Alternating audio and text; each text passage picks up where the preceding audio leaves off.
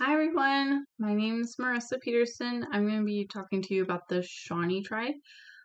Give me a second while I set everything up. It's going to take me a minute.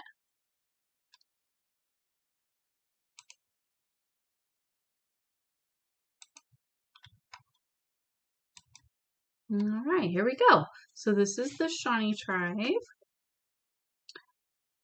The Shawnee Tribe is located in modern-day Ohio. However, before pre-colonial, they were spread all over. In Ohio, Kentucky, Indiana, West Virginia, and Pennsylvania, I believe. We are not sure how long ago the Shawnee Tribe has been there in a particular location, but they discovered remains of the people in 1350 CE. There's not much more concrete history rather than location and how long ago they were there because of the poor history kept before pre-colonial time. There is their oral history, however, that about when they were created. So let's get into that. So this is a little bit about their oral history.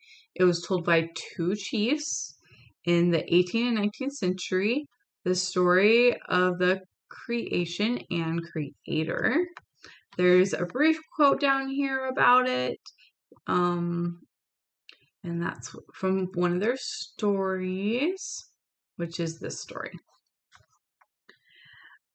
The story tells of the first people who came to Earth in a basket and taught each division or a group of people. There were 12 of these in total. These people were instructed by the Creator to go to the Shawnee River. This led to the people migrating along the land to find the Promised Land. These groups of people overcame underworld monsters and hostile people, and they worked together to overcome both of these enemies. Then they reached the Promised Land, and it was to be called Shawnee. From researchers, they found evidence of grass houses and gardening, along with pieces of jewelry and pottery and turquoise, which was led to believe that that's how they did trading of goods. And this is another little quote of a history, which is this one. This other oral story is about the creation of man. It told of the first man and woman, and they received an ear of corn and a bow and arrow to help them live on this earth. And this story is really simple and concrete, but it's what researchers found. So I believe it to be more on the true side rather than far-fetched. This is a group. This is pictures about what you could find in their land. So these are the clothing they wore. This is what a man wore. This is what a woman wore. This red blouse. This is the type of house they lived in. It was made out of grass and wood, twine, and all those things. They didn't live in teepees. They lived in small round dwellings, and in each Shawnee village, there was a large council house, and that was usually made of wood, like logs and stuff. And you can see that back here in the background. I couldn't find a picture of one, but this was the closest I could get. They used different types of pottery. So this one was more for like making bread and holding corn, and these ones were more for making soups. This was a picture from their tribal cultural center and what they've done with it and their traditional soup that they used to make. These are rattles over here in the corner of what they used to give toddlers and their toys that they made. They had intricate beading and tails, and I believe they have rice or beans in the top part. This one with the red background is my favorite picture because these are the different things that they used to make for trade goods. Like here's a gear and pipes that they had and a piece of pottery that they had. There's like a little guy on it. You can see it. It's kind of cool. So these are different things they made for um for trade goods.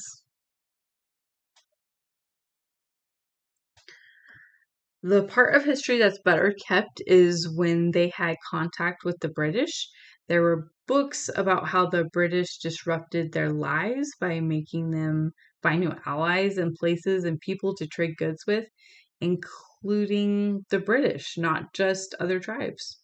The British also carried a lot of diseases, and this made the Shawnee people very small. These are the different types of diseases that were there. Um, this made them abandon their homes because they weren't strong enough to hold their own and to find shelter with other tribes in the Ohio area, like the Cherokee. The Shawnee did get very small, but they had to network with other tribes. They eventually grew in numbers and were able to settle once again in their homeland.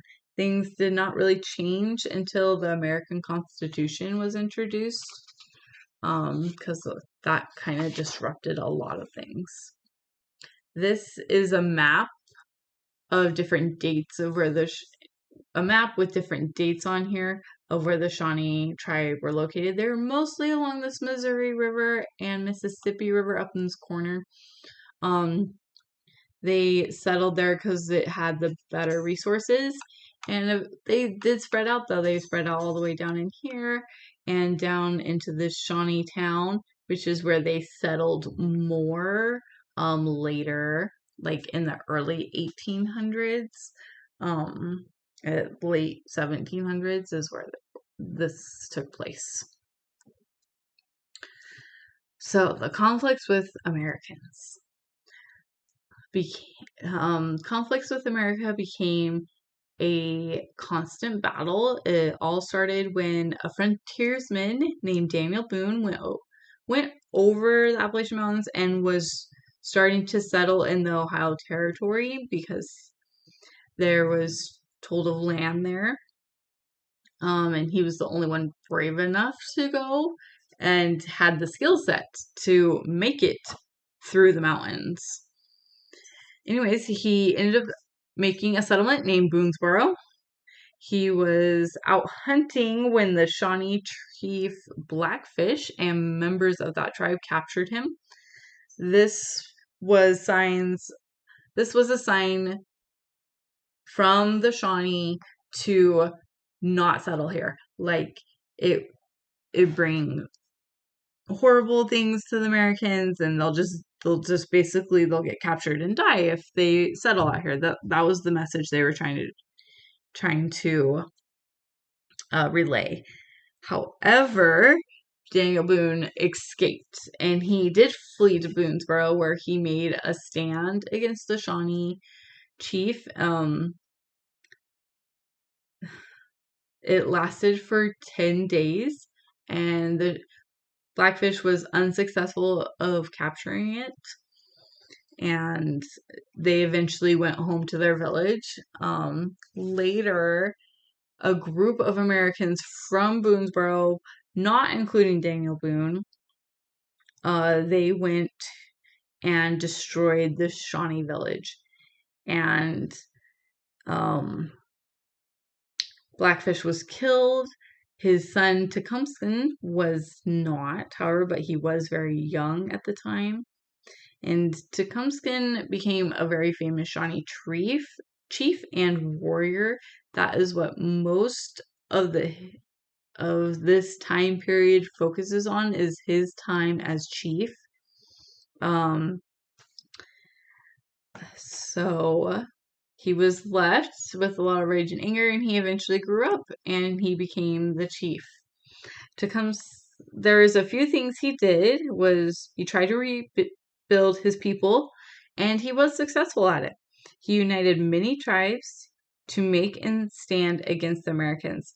He also turned to British for allies, but the tension was there. There was lots of tension there. Tecumseh thought that A better way to rebuild his people was to destroy the American outsiders from coming onto their land. In the siege of Detroit, the Shawnee and other allies took a great loss. They did defeat the American troops, but with British help. And the British kind of took a turn on them. They let all the native troops go first and have the main stand and the main fight against the Americans. And the British were just there on the outside to clean it all up. They just kind of hung out and waited till most of the battle was gone so their troops didn't perish. And they waited till all the native had defeated the Americans. However, this is when Tecumseh, he did fall in this battle, and he was defeated. And most native forces, and this led to the Shawnee turning back to allies for shelter and again rebuilding. So the more conflicts that happened with the U.S. happened between 1833 and 1870. In 1833, when the Indian Removal Act happened, over 400 Shawnee which was most of them at this time, was relocated to the reservation. And that is up in the north right corner of Oklahoma, sorry. They had to travel from I can't pronounce it. It is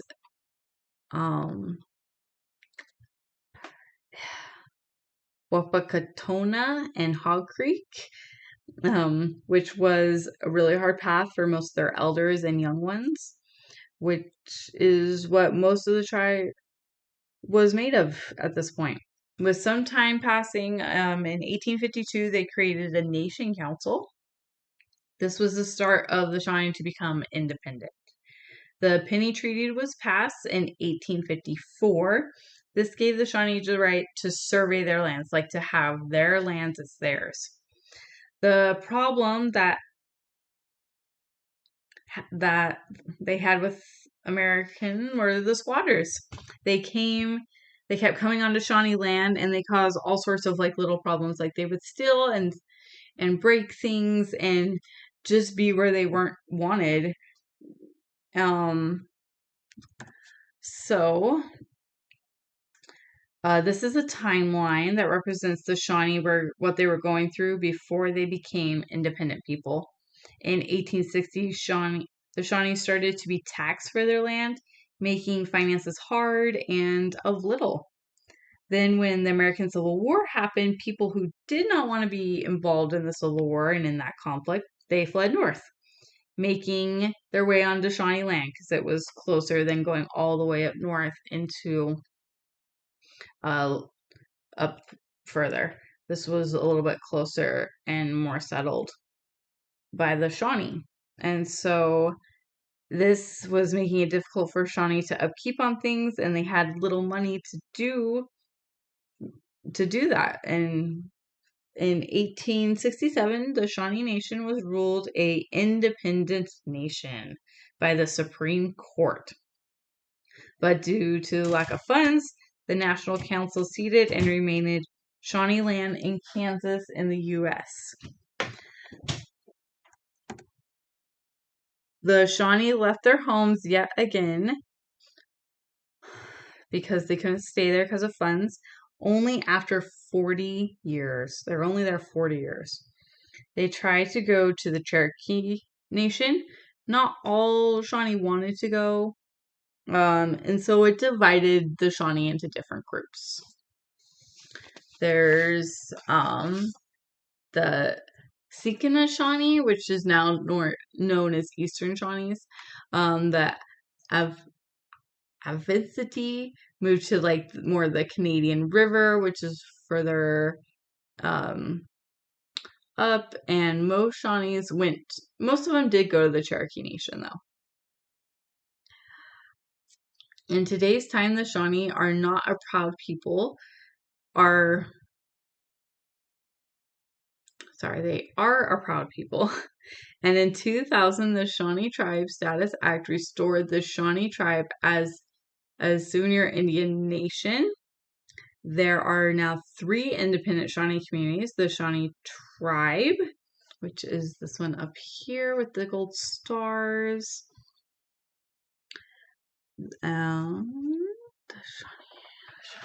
The Absentee Shawnee, which is down here, and the Eastern Shawnee Tribe. These tribes in today's world, they work together and they have peace among them. There's not a lot of conflict. This is the location of them. These are where the modern tribes mostly sit. This is Oklahoma. There's the Shawnee in here. This is the Absentee Shawnee. The Eastern Shawnee are way over here on the edge. They kind of migrate over into Missouri a little bit.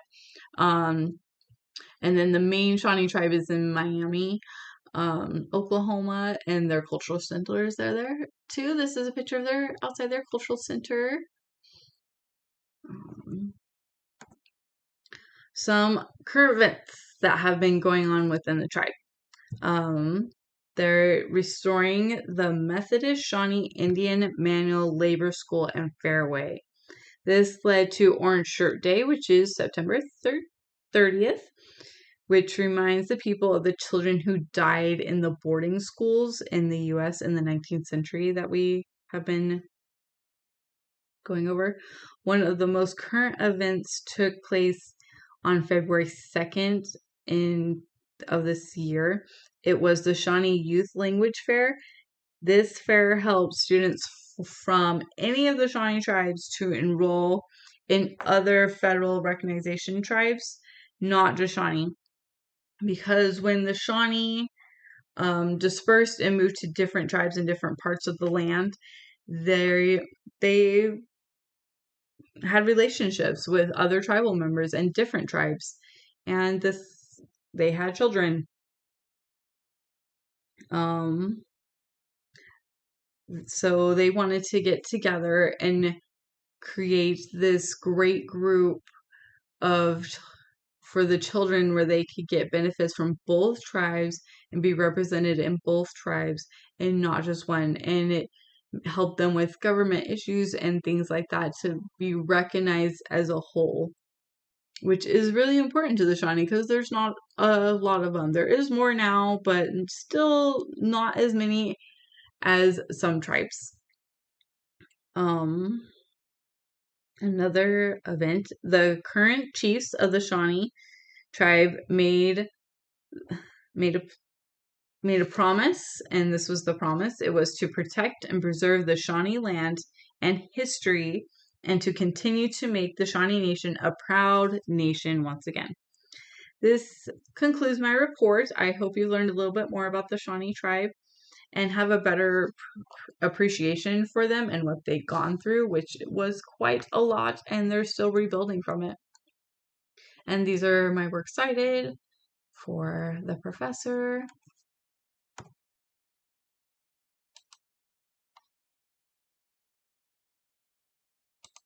So I want to thank you guys for my presentation. Thanks for making it all the way through. I know it's a lot. There's a lot of information, and have a good day.